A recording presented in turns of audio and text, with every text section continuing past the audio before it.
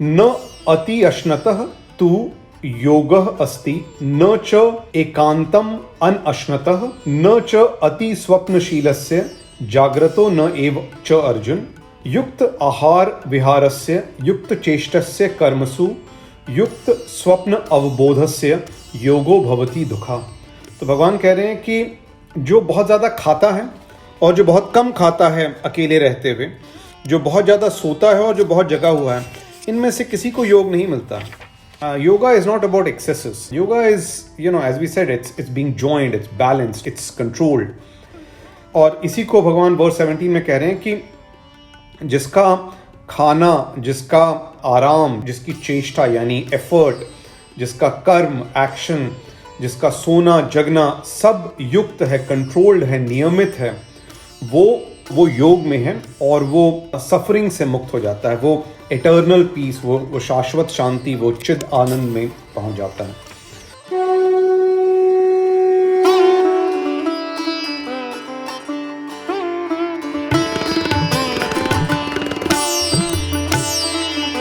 Three में हमने chapter 6 शुरू किया था। चैप्टर 6 जैसा मैंने बताया था ध्यान योग है।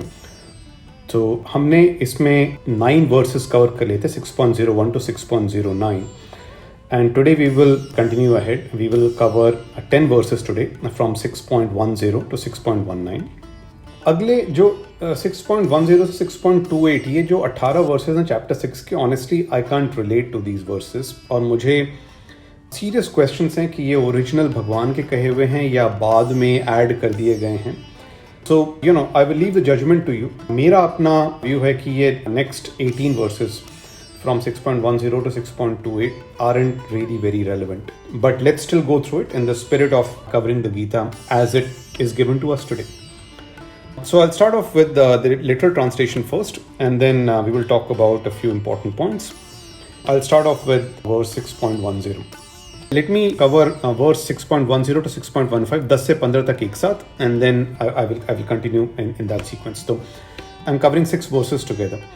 6.10 है, योगी युञ्जीत सतत आत्मानं रहसि स्थितः एकाकी यत् चित् आत्मा निराशी अपरिग्रह शुचौ देशे प्रतिष्ठाप्य स्थिरम आसनम आत्मनः न अति उत्श्रितम न अति नीचम चैल अजिनः कुशौ उत्तरम तत्र एकाग्रम मनः कृत्वा यत् चित्त इंद्रिय क्रियः उपविश्य आसने युञ्ज्यात् योगः आत्म विशुद्धया समम काय शिरोग्रीवं धारयन् अचलं स्थिरः संप्रेक्ष्य नासिकाग्रम स्वं दिशः च अनवलोकयम् प्रशांतात्मा विगतभिः ब्रह्मचारी व्रते स्थितः मनः संयम्य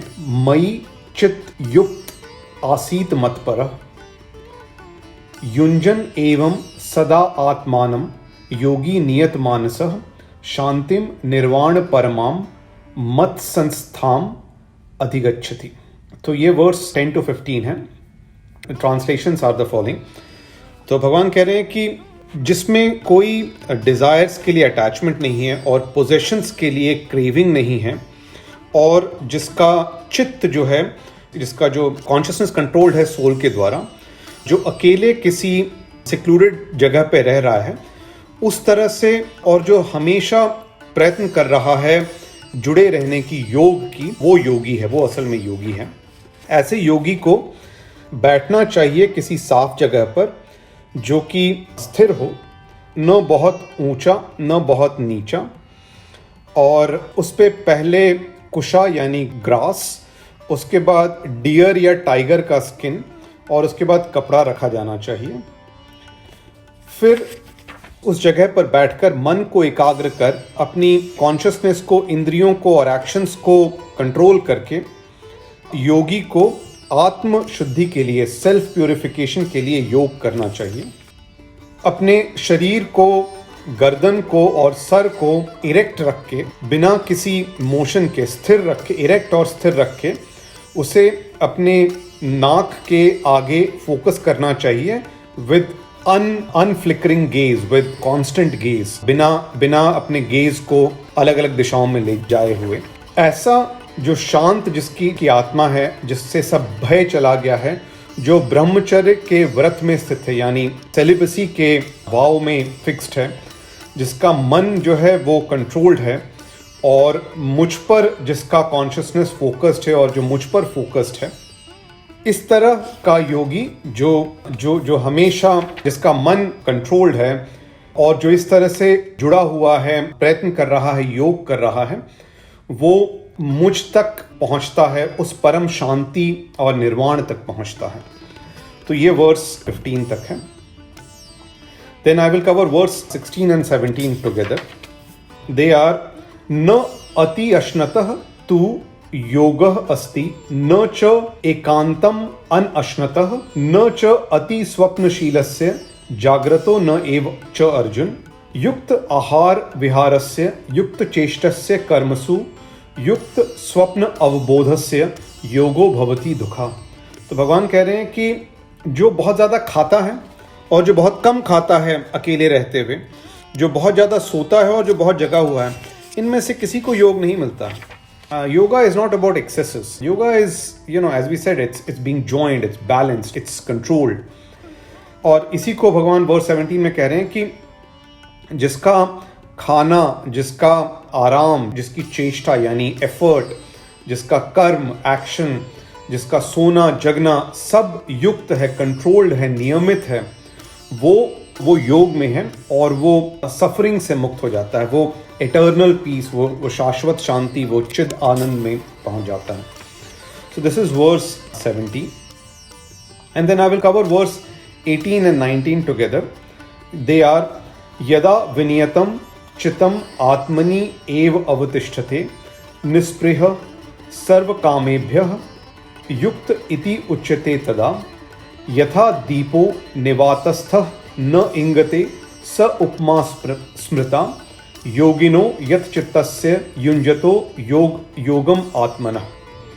तो भगवान कह रहे हैं कि जिसका चित्त यानी कॉन्शियसनेस नियमित है और जो अपने सेल्फ में बहुत कामली फोकस्ड है, एस्टैब्लिश्ड है, जिसको कोई डिज़ायर नहीं है, जो सभी डिज़ायर से परे है, उसको योगी कहते हैं, उसको युक्त यानी जुड़ा हुआ, उसको हार्मोनाइज्ड कहते हैं, गॉड यूनाइटेड कहते हैं या सोल यूनाइटेड कहते हैं। और ये जो सिमिली है, ये सिमिली या उपमा जो है वो वैसी है जैसे कि कोई दिया यानी कोई कैंडल ऐसी जगह पर है जहाँ पर हवा नहीं है तो वो फ्लिकर नहीं करता है। वैसा ही ये योगी जिसका कॉन्शियसनेस, इसका चित्त जो है वो योग में जुड़ा हुआ है, वो फ्लिकर नहीं करता है, वो इटर्नल पीस में परमानेंटली एस्टैब्लिश रहता है। This is what I keep referring to. If you look at the face of Christ और गुरु नानक या भगवान बुद्ध, उनके चेहरे पर एक इटर्नल पीस दिखता है, and this is what is being talked about here. So ये तो लिटरल ट्रांसलेशन है वर्सेस के। Let's reflect on these verses, right? I started off by saying कि honestly I don't relate to these verses. तो इसमें जब बात हो रही है कि वो योगी एक स्थान पे बैठा हुआ है और उसके बाद वहाँ कुशा और टाइगर और डियर स्किन और कपड़ा है और उसके ऊपर उसको कॉन्सेंट्रेट करना है अपने नाक के आगे विद अनफ्लिकरिंग गेज।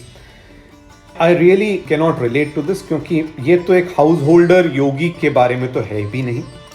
और दूसरा, मुझे बार बार परेशानी ये होती है कि महाभारत के युद्ध के मैदान में अर्जुन को भगवान कह रहे हैं लड़ने के लिए, और अगर आप उसको बोलें कि ये अगर आपका इंटरनल बैटल है, मतलब हम जब सिमिली हमने यूज़ किया था तो हमने कहा था कि हम हर एक व्यक्ति के अंदर रोज़ एक धर्म युद्ध हो रहा है, एक राइटियस बैटल हो रहा है बिटवीन धृतराष्ट्र जो कि ब्लाइंड सेंसेस का पक्ष है, and between the right side जो बुद्धि, योग, इंटेलेक्ट का पक्ष है। तो अगर वो भी हम बात करें तो it is about action and about doing something. How can you meditate and do nothing and still get to that. और चैप्टर 5 में जब भगवान से पूछा गया था कि कर्म योग और कर्म से संन्यास में कौन सा बेहतर है, तो इट सेड कर्म योग बेहतर है। तो आई डोंट नो ये वर्सेस कहाँ से आते हैं और ये वर्सेस से मैं कैसे रिलेट करूँ। So that's why I said I can not relate to these verses, but I think the part that I relate to is actually in verse 6.16 and 6.17, जब भगवान कह रहे हैं कि जो कम खाता है, जो ज़्यादा खाता है, जो जगे रहता है या जो सिर्फ सोते रहता है, या whoever is not balanced, excesses of any kind means कि आपकी जो इंद्रियां हैं they are controlling yourself versus आपकी इंद्रियां जो हैं वो आपके सेल्फ के सर्वेंट्स। जब इंद्रियां डोमिनेंट हो जाती हैं सेल्फ के ऊपर, then ego is there, then Bhishma is one.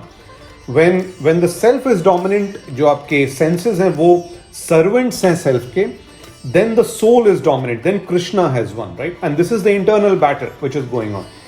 तो I think ये पार्ट से मैं रिलेट करता हूँ कि एक्सेसेस जो हैं वो रिफ्लेक्ट करता है वो स्टेट जब इंद्रियां डोमिनेंट है, when senses are dominant, and that is the part I can relate to, but the rest of it I honestly cannot relate to. Anyway, I will leave it to your judgment. We will stop here. Thank you.